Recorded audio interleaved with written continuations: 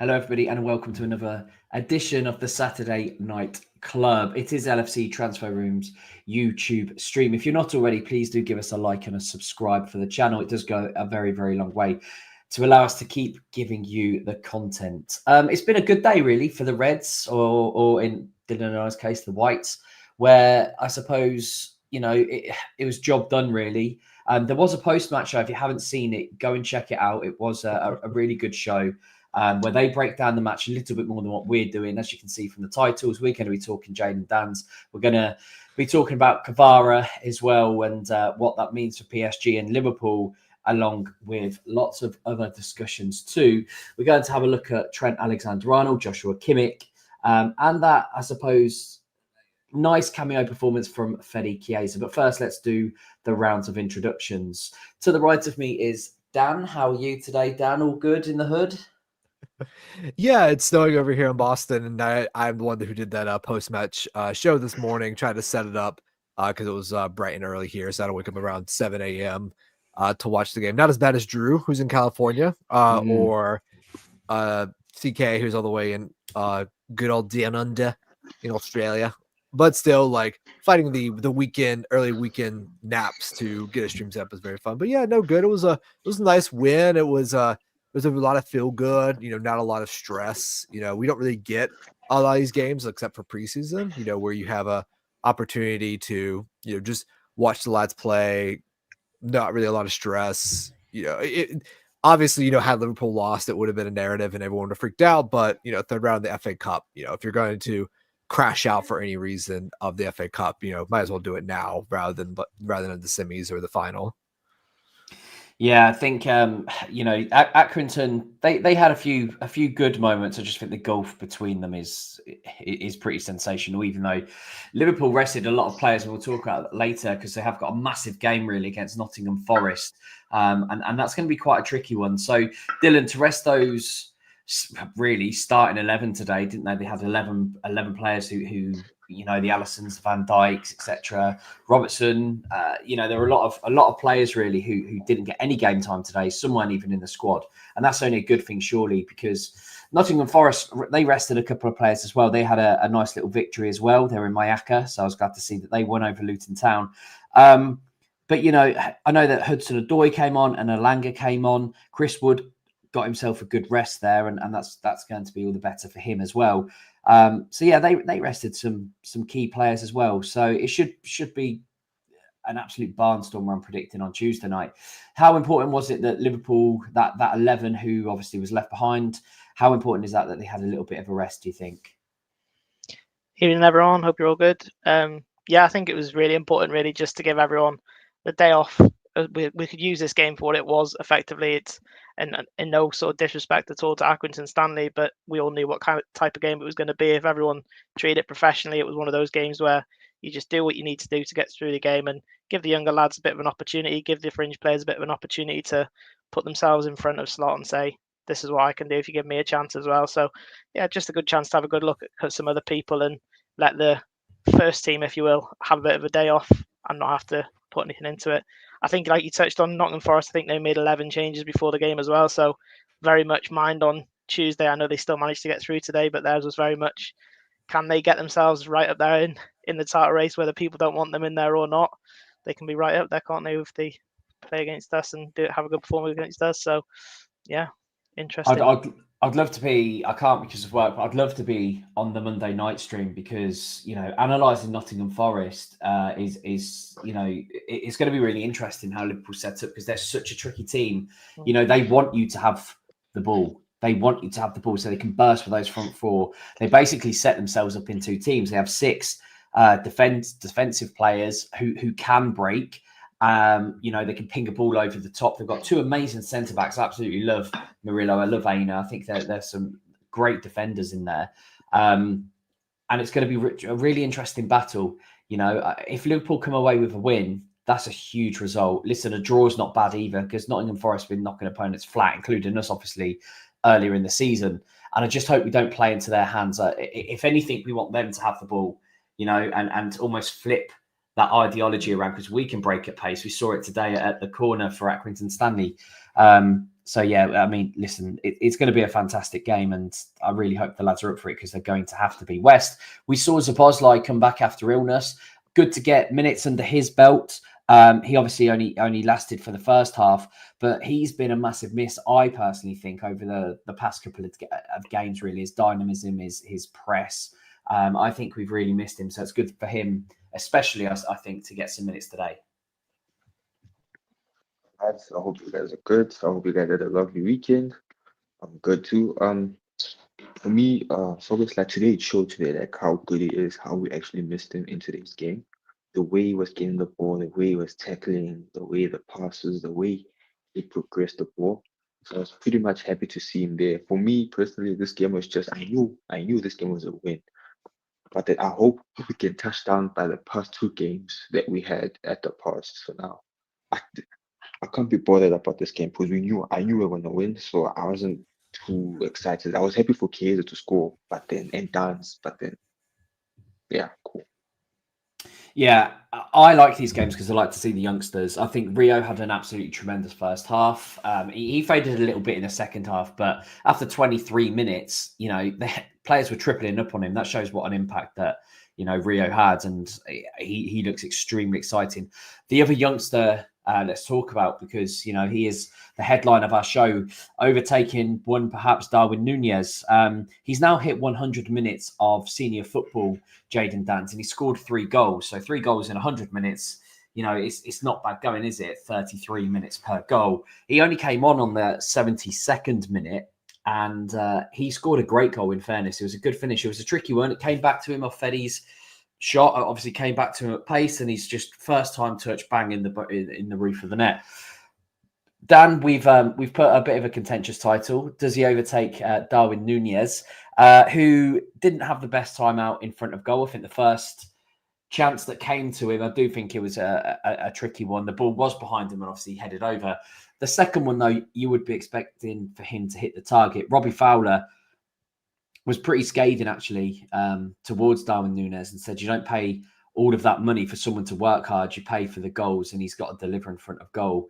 And listen, if God knows one thing, it's how to score goals. So, Dan, and again, I will ask the same question to Dylan and Wes, because it is one of the questions that's there. And everyone else, please, in the chat, there are 1,400 of you already. Please do, put your comments in about Dan's, about his masterclass. He is a natural finisher for me. I think as soon as the ball comes to his feet, he's hitting the target. I still love Darwin Nunez. I always have done. I think I probably always will. I've always supported him. I've had his name on the back of my jerseys. I've got a Christmas jumper with him on there. But today against Accrington Stanley, I was expecting a little bit more. Do you agree, Dan? I mean, we were talking about this was Will early in the stream for the post match. Listen, this is the thing about Darwin. Like, he cannot buy a win literally for himself at this point in anything he does. If he does all the tactical stuff the manager wants him to do, he gets an assist, but he misses a chance. Everyone's always focusing on the negatives of Darwin's performance, whatever he does. And part of that's the price tag. Part of that is that there are fans who had opinions of Darwin the instant we bought him and have never changed. There are some that, may have backed him and they've changed their mind as well. We were talking to Will, and, the parallel he mentioned was Robbie Keane, someone that is a good player, but just doesn't fit what Liverpool are trying to do right now. I think that's probably where he's at this moment in the squad, is that he's doing things that are not necessarily beneficial to his game. I actually think that the one good moment you see during him when he gets the assist for Jota is that he is essentially playing as a front two with Jota. And the best run he had in the side last year, when he was at, I think, 10 or 12 goals by February, like he was on a really good run. He had scored 12 league goals before he got injured, was he was playing essentially a 2 with Jota. And that's how you get the best out of Darwin Nunez, that you have to essentially pair him off someone where he can run and essentially within the inside channels between the center back and the fullback. That's where he thrives at. And if he plays at, say, I know Indy put a post out replying that Forest were interested in him. If he went to Forest, I would never want to play Forest in a million years. I would just be like, can we just have a 0-0 draw? Because he would, if Nuno Espirito Santo got his hands on him, he would essentially build around that a 2 with Darwin Nunez and like Taiwo Iwoni or like Chris Wood or whoever, and it would just I would just not want to watch it. No, Danns does not overtake Darwin Nunez in the starting lineup. The fans may think so in their heads because obviously we love Jayden Danns. I like Jayden Danns a lot. There's a lot he has that is just you just can't teach. You can't coach well. Like you can coach positioning as best you can, but having that instinct and that awareness to always be where the ball needs to drop, that's just something you can't really coach. Like we've tried. Trust me, I've gone through my coaching matches. We try, we do it a million times, and that's why, sometimes you win, sometimes you lose, but there are just some certain players that just have a knack for that. And they're not always the best, the most technical, but they just know how to get in the right positions. Like Haaland is really good at that. That's all he focuses on. Like Haaland as a footballer is not that great, but what he is really good at is just getting in the positions. And that's how you score like a bazillion goals for the most part. No, he does not overtake Darwin Nunez. I actually think that, and this is what I got an argument last year with people, is that if you're saying that Jayden Danns is now the fifth and should be getting game time, what are we playing for? Because we're not playing for a title if you're throwing Jayden Danns on or having him start games or getting minutes in the league, unless there's a massive injury crisis. So it's great to see him back. I love Jayden Danns. I rate him very well. I think he has a lot of potential. I think that he is probably the most talented forward we've had since Solanke or Brewster, but I feel like he has what they didn't have at the time, which is that finishing. Solanke, great build-up play, does all the pressing, could not buy a goal. The first goal he scored was the offside goal against West Brom, or they chalked it up for like a handball. I remember that because I was working and I was watching in the back room. Could not buy a goal. Now he's doing well at Tottenham. All the best to Dominic Solanke, but no, Dan should not be getting any games over Darwin Nunez at this point, if nothing else for the sake of protecting both Nunez as a player mentally and as an asset, and also protecting Danns, mentally as well as an asset, just thrusting him this early in the season. But listen, I think we should all be able to like praise our youth players without saying like, get everyone else out the team and throw them in now. Fans, we can say that, but Slot's not going to do that in a million years. Yeah, and I think when you compared Danns to Solanke, they are fairly similar. But as you said, yeah, it took Solanke quite a while. He actually scored against Brighton, his only goal for Liverpool on the last day of the season. He did. It was a very good goal. Yeah, it was. Yeah, it was a really good goal, actually. He took it, I remember it quite clearly, he took it on his right-hand side and just absolutely smashed it and rocketed it into the net. And Danns obviously already has 3 goals for Liverpool in 100 minutes, as we've said as well. So he looks more like he's coming along a little bit better than Solanke. Dylan, again, same idea for you, really. I mean, Justin has said here, look, Danns is ready for the first team. I don't disbelieve him. I think he could be on the bench. He could be an impact sub, perhaps if. I mean, let's face it. I mean, the pecking order is Diaz and Jota, and then you've got Nunez, I would say. And then Danns would probably fall behind that. Dylan, again, it's one of these that I love Darwin and want him to succeed, but unfortunately, if we need to win titles, we need to upgrade. Yeah, I think I saw this thing about Robbie Fowler before the game as well, same as you were just saying there. And he said his work rate is there, and that's why people do get behind him, because he won't stop running for you. He'll do everything you want him to do in terms of that side of the game. It just becomes the easy stick to beat him with when chances don't go his way. He misses a load of chances, and then the first touch pretty much in the box for Jayden Danns is a finish. It's almost that easy thing for people to say, well, that's what a striker should be doing, whereas the rest of the game, Nunez hadn't finished a couple of chances. And it becomes that type of thing where in this type of game today, where he doesn't score the first couple of chances and then he almost rushes his 2 or 3 afterwards, and then people go, see, this is what he is, rather than focusing on potentially some of the positives that might be there. It's too easy to then go, no, he can't finish the ball. He's not a striker for us. He shouldn't be in our team. It's almost an easy out all the time for people when a couple of chances don't go, because he's not going to score 1 in 2, 1 in 3 chances. He's going to need 4, 5, 6, 7 chances to be able to get that goal in a lot of games. So yeah, it's almost an easy stick to hit him with. But I'm with you. I like these types of games to be able to see the kids play and kind of see what's coming for us and kind of see who can come into the team in the next couple of years.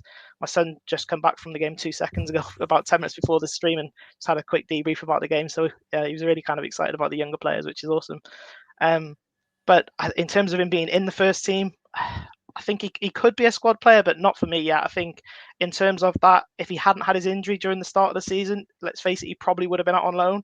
And I think that's the right type of move for him. I think a championship loan where he is a natural finisher. So if he can start to build his confidence at a first team level in adult football, playing 90 minutes week in, week out for a team, eventually that will come. But I don't think there's the risk almost of having to just chuck him into the squad straight away instead of somebody else who can potentially do it at this level already. Where it comes, I suppose, West to Jayden Danns, as Dylan quite rightly said, you would have expected him to go out on loan. I think he was being eyed up by Plymouth, wasn't he? When Wayne Rooney was actually at the helm there, yeah. I think he was eyeing up that obviously before his injury. He's now come back. He looks absolutely fit again and firing. Personally, on a personal level, I'd love him to go to Peterborough United on loan because they could perhaps do with a striker as well, and I think that's a really good level for him. Wes, do you see him going out on loan at all, or do you see him in and around the first team? When it comes to Danns, I don't want to put pressure on the young lad. So I feel like I see him going on loan, but then he has to go on loan where a team would use him. Like maybe he would go on maybe like the same loan that Elliot went on, like when Rovers. Maybe they'll need him. He should go on those type of loans where he will start week in, week out. He will build confidence. But when people say now, I'm gonna take Danns over Nunez, it's like we don't want to put pressure on the young lad. We can't, because now we're gonna end up turning our backs on him, just like certain fan base are doing to the young players. So now when I look at Danns, he's a good player. But then when people say Solanke, it's sometimes it's one of the ones where wrong club. Like you look at him at Tottenham now, he's at the right club, he's doing well. Liverpool wasn't a great club for him. He is a good player, but then sometimes he's at the wrong time, wrong place. So when I look at Danns, I want to give him time, give him opportunities outside of Liverpool so that he can go. Because as you said, as everyone said, it's Diaz, Gakpo, Nunez, and Danns. So now I don't consider Danns as a first team player, to be honest. Only when we get hit by injury crisis, it's when we start putting him. But then now the squad is okay, players are back. So I'll really put Danns on loan for now. So Arne Slot was asked about the Danns loan, and he said, "I don't know at the moment, but what I like most about him is the mentality. Big compliment to him and the youth academy. He will always give all he has. McConnell also a perfect example. If that's the mentality, you can make most." Yeah, and I think it's interesting that Wes mentioned Solanke. So I think part of the reason Solanke doesn't work is that we go from being a top 4 team to a title challenging team like astronomically quickly. And when we bought Solanke, we thought we'd had like another another year to build that Klopp could mold a backup 9. But because we got good so fast, especially during that run into the Champions League final against Madrid, I think that's why we ended up at the end selling him off. I also agreed with him that the loan, I don't think Slot will loan him in January, but next year I could definitely see a situation where Danns gets a year on loan or two at he mentioned like a Blackburn Rovers. And also I think this is an important thing because you mentioned the mentality there, Richie, is that a lot of these players like Danns, McConnell and Chambers were all 20 to 18. So they are purely under the Klopp regime. So they are players that are probably the most ready to play in this slot system, while Beck and say Morton, I think, are the ones that are probably going to get sold on in the summer. I know we haven't got there yet. I know we haven't gotten to that part yet, but I think that you're seeing a clear break and say the players that are probably going to be kept around the team and potentially progress, and those that are eventually going to be sold on. Yeah, it's going to be really interesting to see what happens with these youngsters. I thought Morton had a good, solid game again today. I still don't personally think he's at that Premier League level for Liverpool yet. So again, it'll be interesting to see what happens to him. I thought McConnell came on and played really well. So yeah, I love seeing the youngsters play. Someone who is still fairly young at 23 years of age, he certainly has hit the world by storm, is the Georgian Maradona. It's Khvicha. I'm going to go for it. I'm not going to win past it and just say Kvara. Yeah. So Kvaratskhelia. Yeah, it's again, listen, this came out of the blue. And it's really, really interesting that two of the most reliable journalists in the UK, especially when it comes to Liverpool, and Paul Joyce and David Ornstein, said that Kvara might be of interest of Liverpool, and if something was to happen, Liverpool could make a move. He's obviously come out today, and Conte's come out today saying he wishes to leave. PSG apparently have already agreed terms, have already agreed with Kvara that, you know, this is the wage. Liverpool can hijack it. It will be really interesting to see if they will or not. And I think, whilst we don't need another left winger, I do think we're talking about Darwin Nunez. If he is to leave, Diaz fills in that 9 slot with Jota for me. And then you've got Gakpo and Kvara on that left-hand side. And Kvara is absolutely sensational. I've liked him for several years now with Napoli. He played really well against us, actually, at Anfield a couple of years ago as well in the Champions League. So it's a really interesting one if Liverpool do not try to hijack it, because if they don't try to hijack it with all of the noise going about, now is a prime opportunity for them to do exactly that. Dylan, firstly, like, how much do you know about they call him the Georgian Maradona, and when you put it together, it's Kvaradona.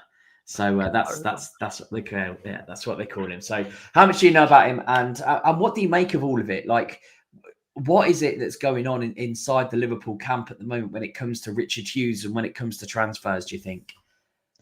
I think he's a really, really exciting prospect. I remember a couple of years ago, like you touched on, where we played against him. I think it was 2 years ago when he's 21, I think, in 2022. Very, very direct player. And he's one of them that he's never going to stop running throughout the game. He's one of them that's going to always constantly be a threat to you. All I would say is, when I saw the news about it come out a couple of days ago, it felt a little bit out of the blue almost, in terms of with the squad we've got.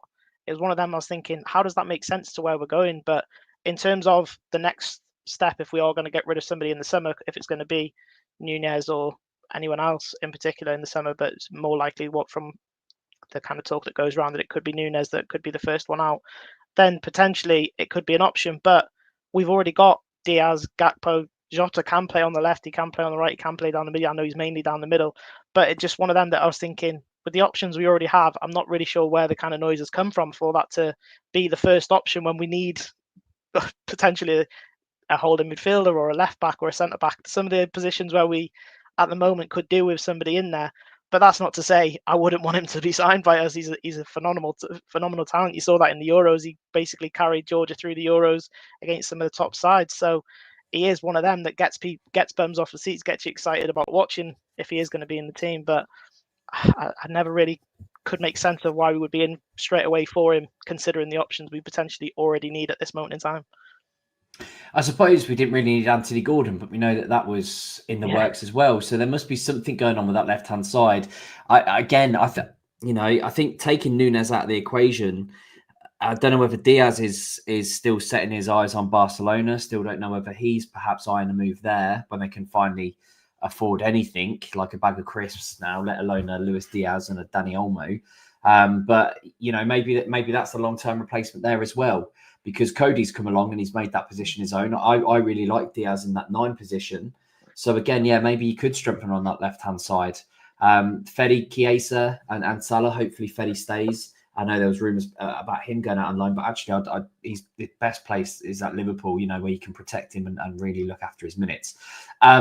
Dan, not only is your pronunciation spot on, and it's a really, really well-versed pronunciation, far better than what I could ever do.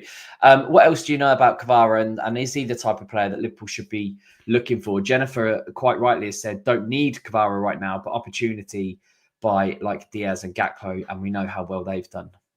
Yeah, it's interesting because obviously if Joyce and Ornstein are saying it, there is movement within Liverpool, probably because they are willing to match whatever he's being offered by PSG. And it's just a matter of, do PSG are they able to negotiate or figure out a way to pay his fee? And I think Liverpool are also kind of preparing their own kind of package. Most likely they're probably both talking to his agent, seeing what Napoli is going to offer, etc. We don't know. Like no news has come out if Kvaratskhelia prefers PSG or Liverpool. I think he just doesn't want to be at Napoli anymore, which is fair enough, because Napoli have been really weird. Last year they were terrible, to put it mildly, and that was down to they had 3 managers in 1 year, a lot of weird managers, and now they have Conte in, and Conte has been using it a lot different than how what about Lucio Spinoli? Who's the Italian manager now? I'm forgetting his name. Dylan, do you remember the Italian manager off the top of my head? Spalletti. Spalletti, yeah. Spalletti, yeah. Old one, yeah. So yeah, Spalletti, and Spalletti plays a very similar aggressive style to Klopp and Slot. He's a very interesting tactical Italian manager going back, because he's very not what you think when you think Italian manager. He is very dynamic passing, directness. It's not Maurizio Sarri's kind of possession base, and it's not Thiago Motta at Juve. It's a very different kind of approach. I think the reason that they're looking at this as a potential offer is that I don't think this is guaranteed Salah signs, and I think they know that. And this is them. These are hedge fund guys, and they're hedging their bets. They're saying, well, if we get Kvaratskhelia in, we have our Mo Salah replacement, and we don't need to sell Darwin Nunez unless there's an opportunity arises where someone's going to offer what they want for him. I think Slot wants 2 players for every position, and other players that can play in the 10. You know, Kvaratskhelia mostly plays on the left, but he can play on the right. He can play as a mid, as a second striker. He is very mobile, but again, most of his games are on the left wing. But again, like we've signed players and used them in different positions before. Gravenberch was like a box-to-box attacking mid, but we've reverted him to a DM, which is what he played at Ajax. McAllister, DM. Szoboszlai, I actually think is going to be converted eventually from a attacking right mid to right winger to a double pivot, because Slot played him there today and put Harvey out at the 10. And I think that Dom actually plays very well in that double pivot, which he also does for Hungary. Just a little thing to throw out there to think about. It's very much one where if they get him, it protects them from the fact that Salah is possibly going to leave. And I think that that's what they're thinking about. Now, that doesn't mean that he won't sign or they won't change. I think that people are thinking that there are deadlines involved, that Hughes and Salah have internal deadlines to when the contract talks end. I don't think it's that. I think their timeline is, until he leaves, until he walks out the physical door. That's the timeline that Liverpool are going to work on, because it benefits their bargaining position for the most part, even though fans don't like it, which is understandable because we want the best players to play for us. It's the fact that he hasn't been announced yet by PSG is interesting. Fabrizio Romano has been the only one that's mentioned it, and he says that it's mostly going to continue to next week. So it is one to watch and wait. Obviously, it's more likely he goes to PSG than us, but things change very quickly in football transfers. I think this is what it's showing, is that Liverpool have a list of forwards that they do want, and if they're available, they're going to go get. The fact that I think that Marmoush is going to City, and City are paying out the wazoo for him, is very interesting to me as well, because Liverpool probably like Marmoush's profile, but he is a little bit older, and 80 million euros is a lot to pay for, what would be right now your 6th or 7th choice forward. So that's a lot of money to shell out before you've even moved on to any other players. So it's one to look for in the summer. I think we're going to see a lot of links to forwards when people are going to be talking about, the left back or the center back or the DM position, like we always do. I do think that the DM position is possibly on the back burner for a while, considering the players we have, who gets moved on, what happens with Endo, and obviously McConnell being progressed. And because I think that our 4 center mids going into next year are going to be Grav, McAllister, Jones, and Szoboszlai. And if they bring another one in, it's either going to be a youth prospect like an Archie Gray, or it's going to be Stefan Bajcetic, which I think is more likely that it's Stefan coming back, unless his attitude just turns Slot off and he ships him out. Yeah, it'd be interesting to see what happens with that midfield, because we definitely need one. And this is why, West, it's really puzzling to me that these links for a position that we don't need, a player that we don't necessarily need now, we might do in the summer. It's like people were saying about this PR spin, and it's just saying, oh yeah, we're in for him, but we know that he's already signed for PSG. It's just to say that it was in for a player. They didn't need to do that, and certainly Joyce and Ornstein didn't need to do that. They didn't need to go out there and say, oh, by the way, yeah, we're interested in this really, really good player. He's just gone to PSG. Like, it doesn't really seem fitting to do that. And that's why it's sort of come out of the blue a little bit. I think, had this been a Zubimendi, we might go, okay, well, here we go again. But the fact that it's Kvara, it's one of those that, I don't believe it's a PR spin, because it will completely backfire if we're actually not in for him, because it was so unexpected. You know, it's now actually just stoking more fuel to the fire if this doesn't happen, because they didn't need to say anything in the first place anyway. So it's a little bit of a strange one, West, is it not? Yes, because I was actually surprised about the news in the group chat when you guys broke the news. I was actually shocked. Like, I'm like, it's a player that we want, but not what we need. That's why I look at it like that. Because now I was like, but then like, we don't need him. For me, I think maybe his agent is trying to create a bidding war around the clubs, because I heard Chelsea, United, these teams. So now for me, I like the player. He's a good player, but then it's not what I need right now. For me to get to go in the league, that's not what I need. I need a centre back. I need a left back. I need a DM to rest up Gravenberch, because I feel like he's using Gravenberch a lot more now. These type of games. So now when I look at the rumors or David Ornstein, I was like, maybe I was trying to take pressure out of the board. Maybe we're putting pressure on the board where now we need signs in January and we're not making. So let me just drop this type of rumor and maybe we'll be chilled and relaxed. But then for me, it was actually unnecessary, because I didn't even care, even though we don't get him, because I'm not bothered there. If we're talking to a centre back, I'll be more interested. A DM, I'll be more interested. A left back, I'll care. But then a winger, who have options, who have better options up front. On their day, they turn up. We have seen the Gakpos, we have seen the Diaz. Only if I look at it this way, if Gakpo had a bad season, from start the season bad, I was going to take him. But then Gakpo is killing it at the wing, and Diaz is killing it at the 9-2, and Salah's doing his own thing. So I can't be bothered about the Napoli guy. I think Declan says it doesn't backfire on PSG. It makes them look like they will spend. That's all they want. He's a class player, but he's going to PSG. Whilst I agree with the end bit, I do think it backfires on PSG personally, because it's another it's another example of this, to say, oh well, we tried. It's another example of that. It's another egg on your face for Caicedo. It's another egg on your face of a Zubimendi. You know, that they're not actually seeing whether these players want to come or not. It makes them look more inept, the amount of players who keep on rejecting a club like Liverpool. And, you know, for me, it is a massive backfire if this actually doesn't happen. Imagine if we don't even put in a bid. But what was the point in briefing Ornstein and Joyce in the first place?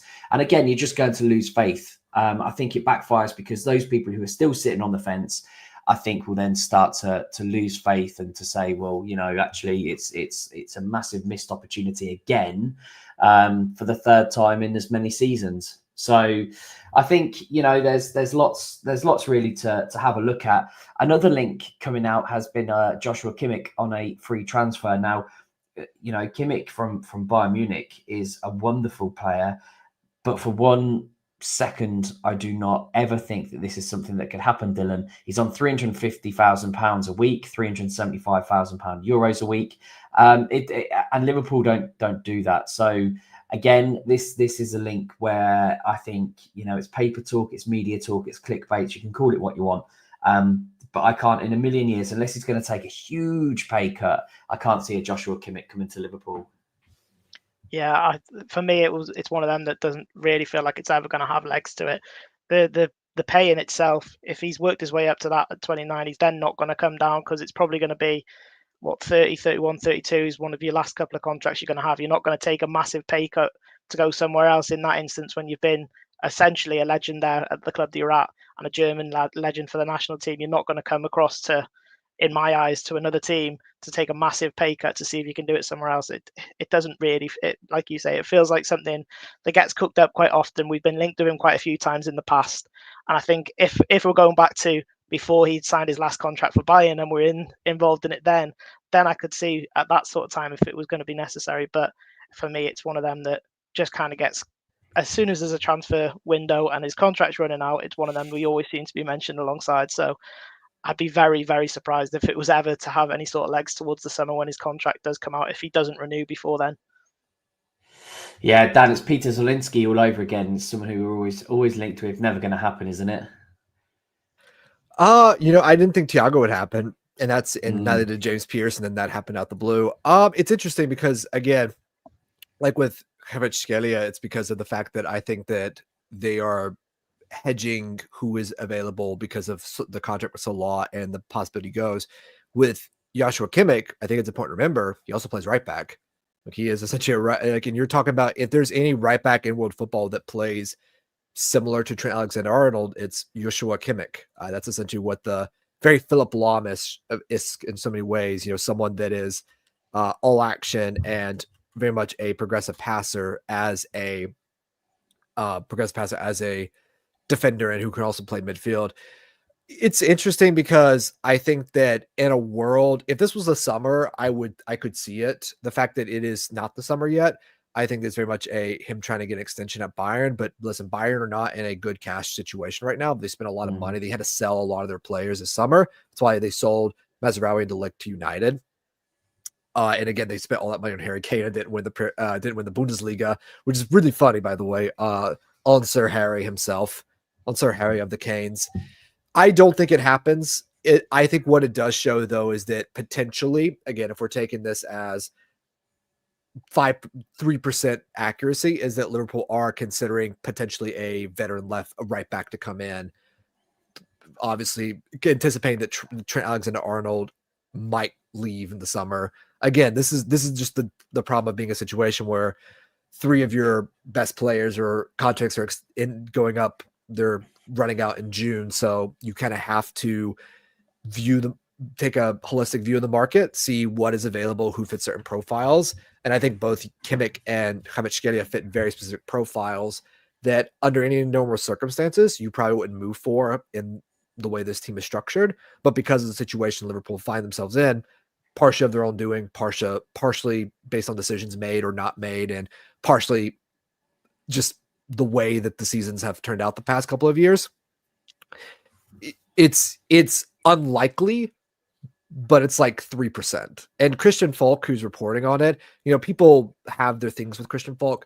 Christian Falk has a lot of connections in the Bundesliga. If he's saying something, that means someone has that at some level, some agent has talked to some club representative somewhere about this situation. So it's not all smoke. It's not all like just smoke, wazoo out in the distance. There is some fire somewhere, but that doesn't mean that this transfer will happen. And I highly doubt that it will happen. But again, think seasons can change, transfer windows change. It still could happen. West, I think, there are lots of rumors, and again, it's January, so there is always going to be rumors. Whether it's Kimmich, whether it's Kvara, whether it's a DM, a left back, a centre back. Do you see Liverpool making any moves this window? As it stands now, the way Slot is also speaking in the press, I don't think so, to be honest. Nah. No. And I actually agree with you guys. I look at Kimmich. It happens if Kimmich comes in for 300k. I look at it now, okay, like I look at Hughes now, and then Salah leaves. So now you go give Kimmich, a 29-year-old, a guy who hasn't played in the Premier League, 300k, then you let Salah leave for free. I think there'll be problems there, personally, because now Kimmich is 29. And of course, he won't say, I'm gonna take a pay cut. You will still have that mindset, I'm still the best. Right back DM, I know what position he plays. I can still play in the top level, so I'll demand more money. Then we want to look at the contract situation. So that's why for me, Richard Hughes here, he's a bit of on thin ice, to be honest. Because now I don't see what is he doing. The contracts are not renewed. We heard about Konate's contract months, Diaz's contract. The contract that he gave was Kwanzaa and I think Morty or then the keeper from Valencia. So now I'm looking at the situation right now, and I think also it's clickbait also, because now they see Liverpool need a DM, so they want to throw every DM at us.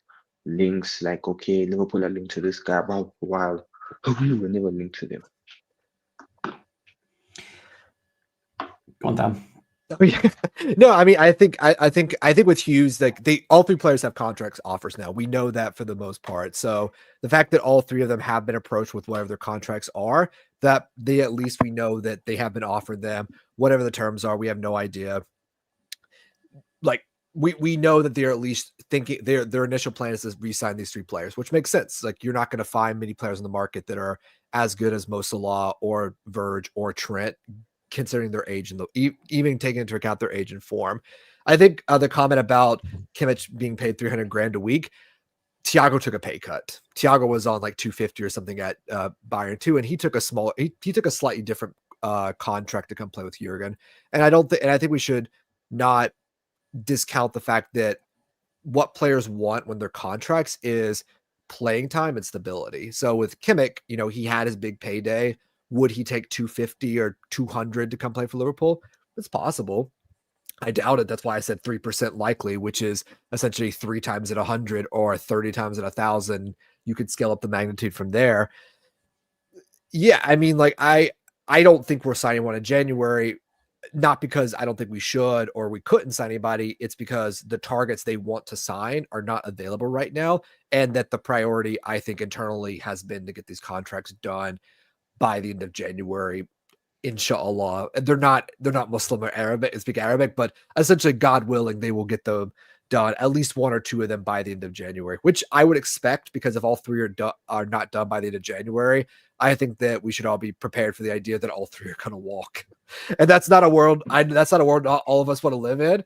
And I think a lot of people are going to be upset by that fact, but that's potentially where we could be at in January. We could also be where all 3 have signed. And if all 3 sign, I think that that's going to limit our transfer window in the summer to around 1 to 2 players. And not just because of PSR, but not just because cash they have on hand, but because if you have all 3 of those players, there's only so many players you can buy in the world that are going to want to come with that competition and get this significant amount of game time. Yeah, I think we're only probably going to buy 2 or 3 players, whether they all go or not, because that tends to be how FSG and Liverpool work. That's also true too. But again, even if they sign all 3, I think I would only expect 1 or 2 anyways. I think the most we signed was after we sold Suarez, and the 4 we bought in the summer of 23. And that's really the most like volume in terms of players, like top players in terms of average cost per player. And also I think the first time we went in the Champions League, because we got that big bumper in cash, but we're going to have money to spend. And it's just more of the limitations with PSR, with UEFA being 70% going forward, that we're going to see more of these kind of weird proposals, weird contract negotiations, players willing to go. I think with Diaz, we might be in a situation where Diaz just doesn't renew. Konate will be renewed, but I think there's a situation where Luis Diaz they let him go on a free and just say, thanks, Lucho, be on your way. Yeah, off to Barcelona you go and live your dream out there. Dylan, I'm gonna give all 3 of you a quick fire question. If you want to jump in on each of his questions, absolutely feel free. But I'm not going to go around the table. Everyone else as well in the chats and the comments, please have your say as well. I will try to obviously bring as many of them up as I can if they are relevant to what we're talking about. So, Federico Chiesa scored, really impressive. I was so happy for him. It looked as though it wouldn't go in for him, but finally it did. And what a hell of a strike as well. An absolute peach of a goal it was. He's been rumoured to being loaned out. I think that's an absolutely terrible idea. I think we've done so well to... Hopefully now we've seen him in 45 minutes. He'll keep on building those minutes. It's taken us 3 or 4 months to get him actually up to match fitness. And I think it'd be really careless and silly if we would just let him go out on loan. But that's what the rumours are. What do you think Federico Chiesa's future looks like at Anfield? And bearing in mind, actually, his dad Enrico scored at Anfield, and Fedi's now scored at Anfield. I'm going to do some research. I'd love to know what other father son have both scored at Anfield as well. So, Dylan, Federico Chiesa's future, what does it look like? What does it hold? And is he Anfield staying, I suppose, for the rest of this season? Yeah, it was good to see him play today. I didn't really know why he didn't start. I can't believe at this point he's not fit enough to be able to start against Accrington Stanley, but illness. Not to start a game. Is that what illness, it was? Yeah, so yes, Slot said in the press conference that both him and Dom can only do 45. Otherwise, he would have started over Rio. I didn't see the stuff after the game. That's fine then. I would expect at this point, if he's had almost his now pre-season period that we said we were going to give him, considering he didn't get one with Juventus. So I think it's very much on him now. If he kicks on from here and he is going to be a squad player when he's coming on, he's going to do well. And then when he's playing in the cups, have a good game when he plays in the cups. Then come the summer, see what kind of happens from there. I wouldn't be loaning him out from now till the summer or from in this January sort of period. I'd see kind of how he's going to fit in now that he has had his time to get sharp and get fit. Because you see the moments today, yes, again, it's hard to judge against the level of opposition, but he just has moments where he just creates something, or he can get a snapshot or a shot away. It's these types of things in this. No, was gonna say breaking news, Dylan. So are you ready for this Bumba Richie, Dylan West? You guys ready? All right, Fabrizio Romano, breaking. Kyle Walker has asked to leave Manchester City. 2 days ago, Kyle has asked to explore the options to play abroad and end his career, says Pep Guardiola. So he's finally leaving City. I'm sorry. I know that's that. I'm sorry, Dylan. I just want to throw that in there because City are buying potentially 2 players, and we all talk about the financial might of the state of Abu Dhabi in the UAE, but they're still having to sell their own players too. Sorry, Dylan. No, you're fine. Just on Chiesa, when you did see him at Juventus, when he is fully fit and he does have periods, he can be a very, very good player. So it's not like there isn't a player in there. It's just now, how can we unleash it and keep him fit and make him part of the squad and make him do what he was doing in phases for Juventus for us. So I look forward to potentially seeing that come on if he can stay fit now for a long period. And thankfully it was, like Dan just said, illness today then that kept him out as a starting point. So hopefully now he can start getting longer in games. If he does start cup games, he can start to be more of a squad player, so we don't have to play Salah in some of the cup games if we're going forward in the FA Cup, for example. So I think it's just a good option to see how he gets on between now and the end of the season, and then proper pre-season with us and hopefully kick on from there. Yeah, there's lots of love out there for Chiesa. I think he's brilliant, and it was almost a risk-free transfer at £10 million as well, because we got half the play was at Juventus and Fiorentina, especially. We've got an absolute player on our hands. West, coming to you then for your question. Trent refused to speak to the media after today's game. Do you think there's anything in that, or is Trent just like, no? Do you know what? I've had a good game. I've had a cracking goal. I don't want to talk to anyone because all I know, you're just going to ask me about my contract situation, and actually, I don't want to talk about it again. I agree with you, but now everything that Trent says, it's gonna cause chaos. Because now he's gonna talk about the game, and people want to know: are you staying or not? Are you leaving or are you staying? So now, when I look at Trent, it's best he doesn't speak to the media. I think he needs to focus on his game, because that performance against Man United, I'm still on that. Like, I wasn't happy. It was unacceptable, to be honest. So now I think he needs to focus. Like, this contract stuff, he can say whatever, but contract stuff, he needs to focus on the game. The game against Nottingham Forest, like, I'm looking at that game now, it's a bit taken out for him because he's coming against Alanga or Hudson-Odoi. So what Trent did today, I actually credit him for not speaking to the media, because now they're going to ask him the questions that we all are going to ask him. Are you staying at Liverpool? And then the answer that he says, let's say he says, I don't know, it's going to change the whole conversation that we're going to have today. You see, so now it's great. Yeah, I think he did the right thing as well, if I'm honest. Yeah. Because, like, you feel like the media can spin, like, your words, because I've seen, what they've done to Arteta, they just spin the words, So now he just has to stay out of it and focus on his game. Yeah, and I think, as Alan said as well, even if Trent says nothing, we'll still be talking about him, because it is such a, damned if you do, damned if you don't moment, really. I think actually he's far better saying nothing at this moment in time if nothing's decided. There's no point in saying anything if there is nothing to say. And Dan, Konate, there were rumours, and again, I looked at it before the game. There were rumours that Konate was left out of the squad completely due to illness. Again, I don't know how true that is. I don't know whether or not he just didn't travel with the squad. I don't know whether he was being rested at home. Again, he's still coming back, isn't he, from injury? So I don't know what happened there, but there is an absolute need for a centre-back to come in. Now, if he doesn't play on Tuesday because he's ill or whatever it is it Quansah or is it Endo who stays, do you think, there? Well, I think a couple of things. I think one, we understand why Liverpool didn't look so great against Tottenham and United is that everyone's probably sick. And even our co-hosts have been sick for the most part, carrying like some sort of flu, cold, upper respiratory infection. As a reminder, COVID is still a thing. It didn't just go away. We learned to live with another disease in the world, which is a sad thing, a sad reality to some degree. I think everyone's just a bit sick, and that's why everyone looked a bit shocking those past 2 weeks. I think now hopefully most people are either over it or they've had it and were asymptomatic, so it didn't really affect them, because we're going to need, everyone to be at least, committed for the Forest game, because it's going to suck. We're going to have to deal with the revamp of Brian Clough's Forest, where they're big they're slightly technical and they're pacey out wide and they're just going to I'm not looking forward to it. I am not. I swear though, like Richie, I don't know if you. I was not alive in the 70s, so I didn't see Brian Clough's Forest at its peak. But I was going back and I was watching kind of edits of how Nuno's team plays versus how Clough's team plays, and it's such a throwback, and it terrifies the life out of me because no one in Europe really plays like Forest. No one has that combination with like a small ground with 35,000, screaming.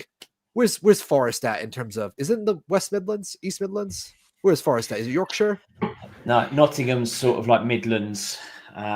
So a bunch of Midlander, howling barbarians screaming at you for blood and thunder. Like there's nowhere in Europe you really get this atmosphere unless you're going to like one of the like Serbian or Croatian teams and you're going to their home ground. It's a very unique experience in football, and it's what I'm not looking forward to. Like Brentford away, I'm not really worried about. Chelsea away, because we know them, they're known quantities.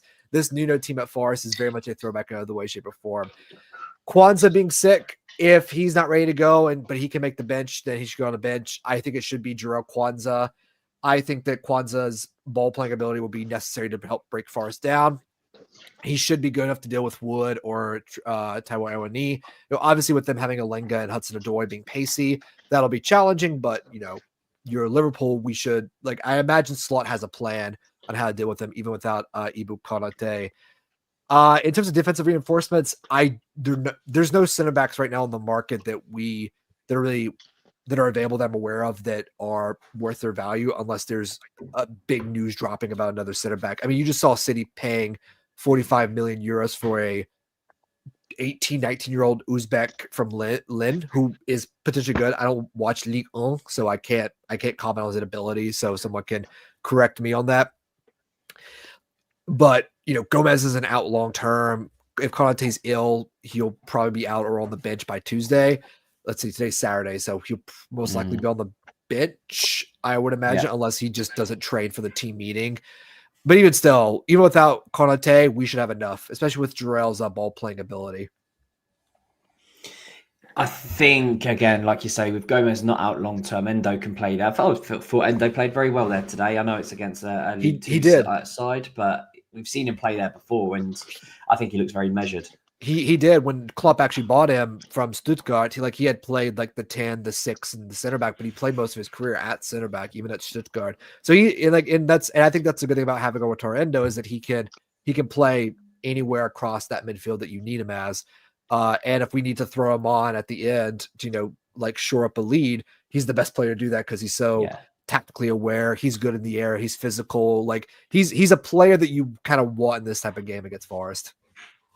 He reminds me of a James Milner type player, coming in, calming the game down, always reliable, ever reliable, always puts in a good performance, apart from one pre-season friendly at the start of the season, and everyone wanted him out of the door, and now look at him. So, I think it's going to be a really interesting one. I can't really say I'm looking forward to Forest, although we did win in the reverse fixture last year. I know it's completely different Nottingham Forest in terms of personnel, etc. with that Darwin Nunez 99th minute winner, where I was screaming at my telly, and I'm sure everybody else was as well.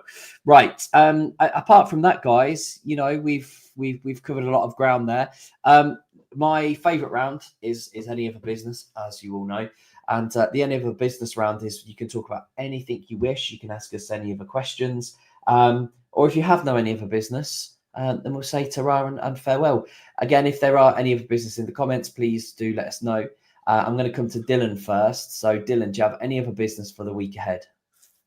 Mine would be on Forest, so I'm interested to see whether you actually think they're up there in a title race or not, because people are saying they are, people are saying they aren't. I think if they get any sort of result against us, who's to say they can't do what Leicester did a couple of years ago? Everyone throughout this period was writing them off, and you never know. But myself, I think they'll be up there, but then they'll fade away to 4th or 5th, I think, come towards the end of the season myself. But I do think it's worth a conversation. Are they up there? What do you think? I think if they are injury-free, absolutely. I think if they lose the likes of Chris Wood, I think if they lose, an Alanga or a Murillo at the back, I think they would struggle like any other team does. Like injuries are such a big part, isn't it? In the Premier League and in league football.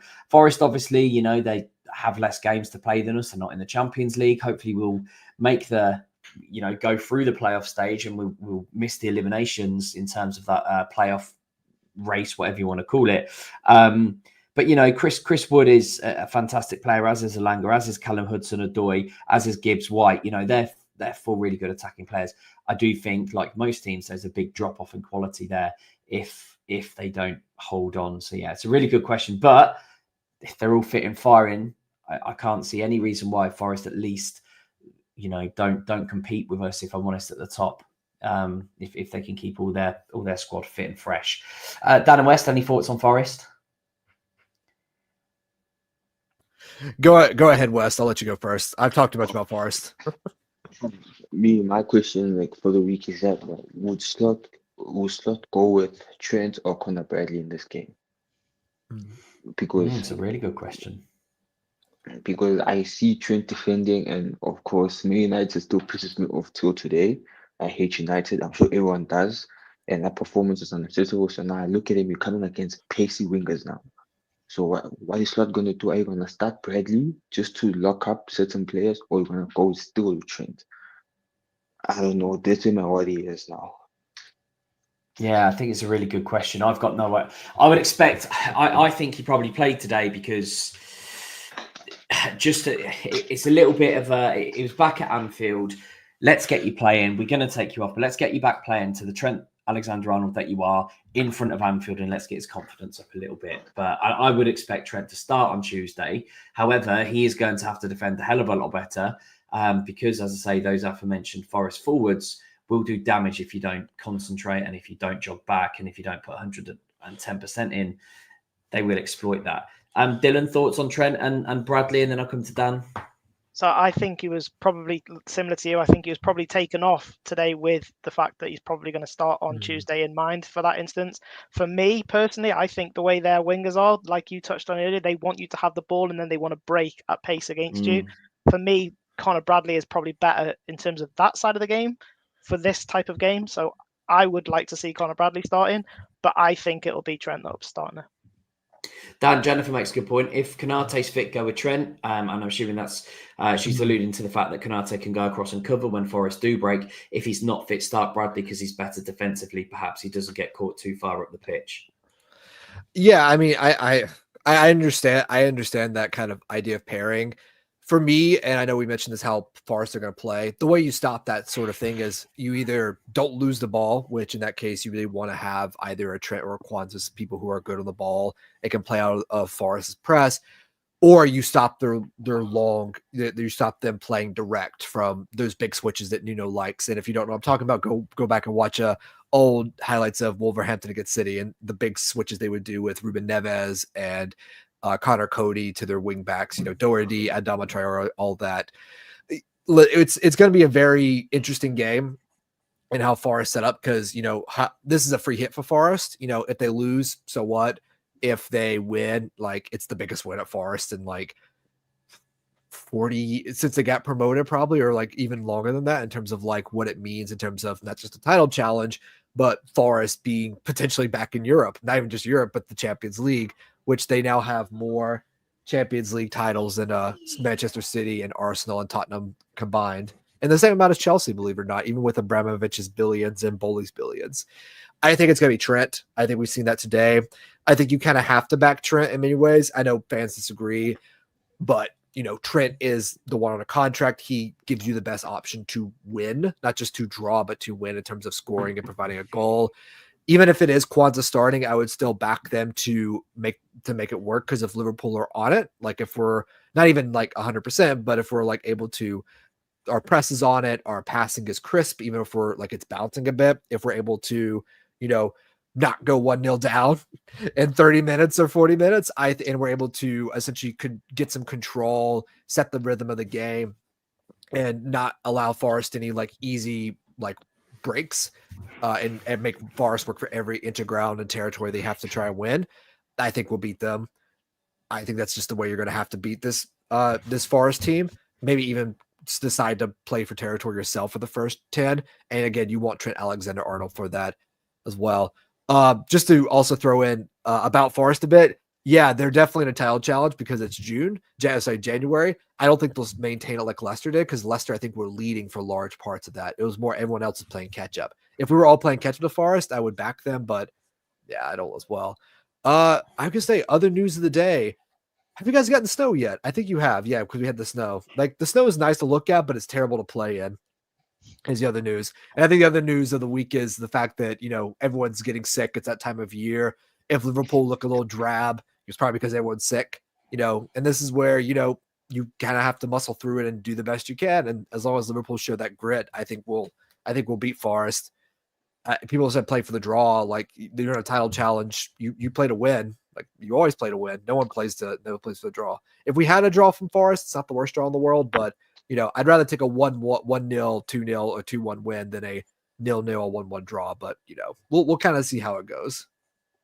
Derek makes a really good point. Nottingham Forest are the only team that can do the double over us. This is true. And when was the last time a team did the double over us? Richie, was it Brighton 2 years ago? Yeah, it would have been last year, I think, where we fell off towards the end. But yeah, Brighton definitely did. I think it was like the 2022-2023 season is when they did double over us. I will say, this is the one game Slot has probably marked on his calendar since September. So yeah, I think we're going to see Arne Slot pull out all the stops for this game. So, I think this is also a game that if Liverpool score like 2 or 3, he might just say, lads, score 6. I don't care.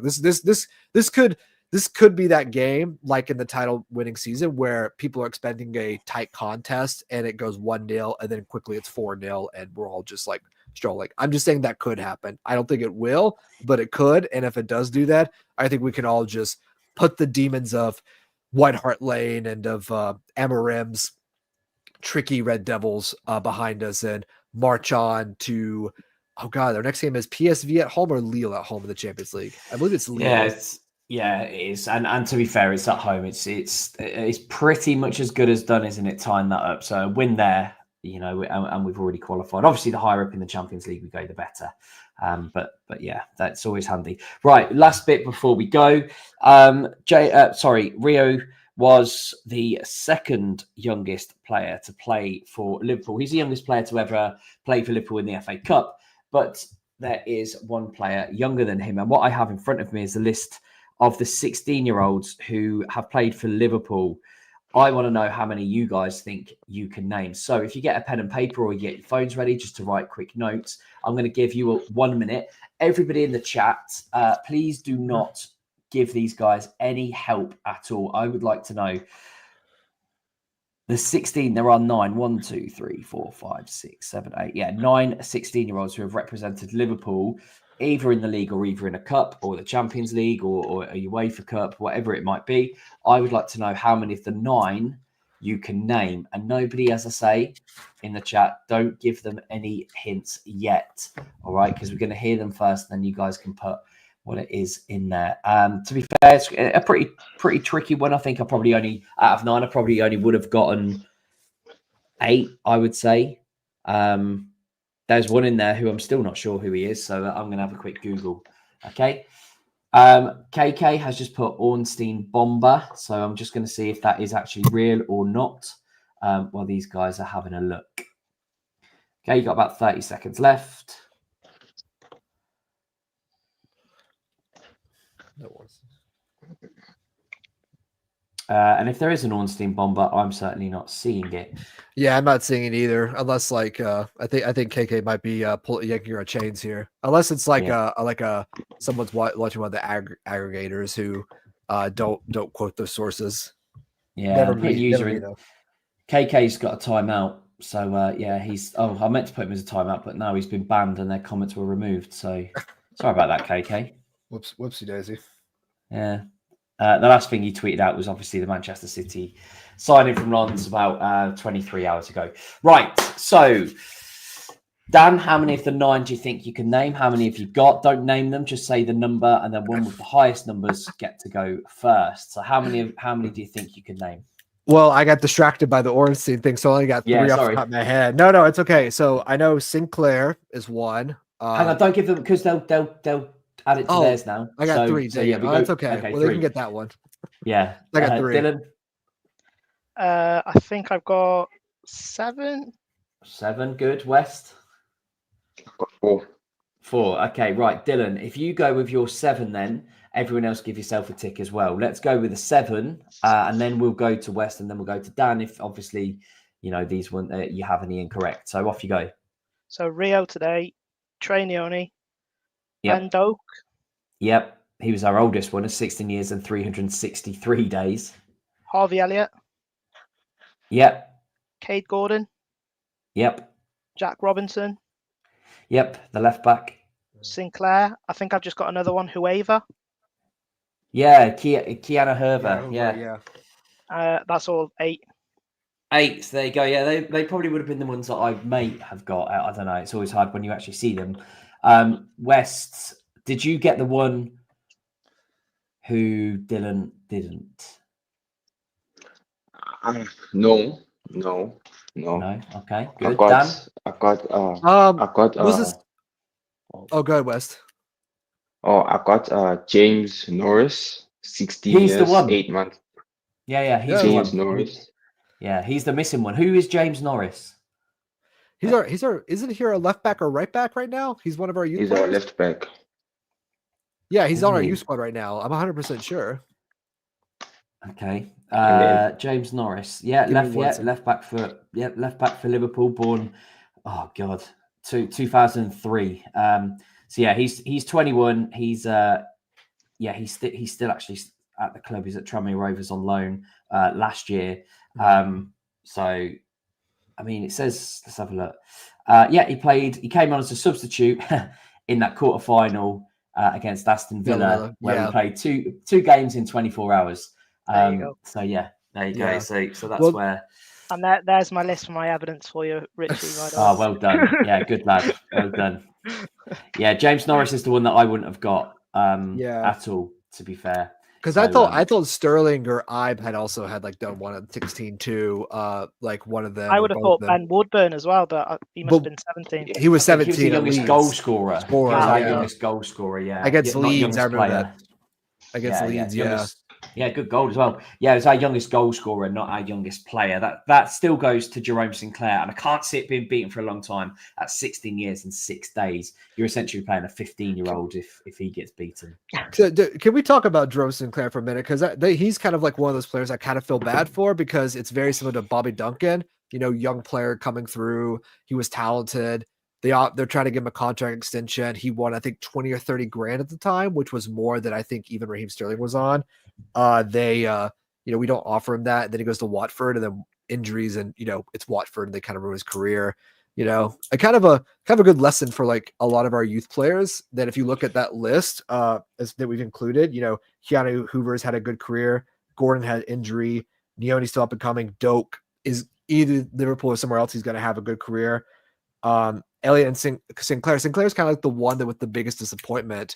It's just sad. It's just kind of one of those things where, as a reminder to people that, when you're a young player, where you're at matters more than how many games you're playing or even the money you're making at the time, because developing as a player is the most important. Because Keanu Hoover was able to land a pretty good at Wolves, and I'm actually trying to see where he's at now.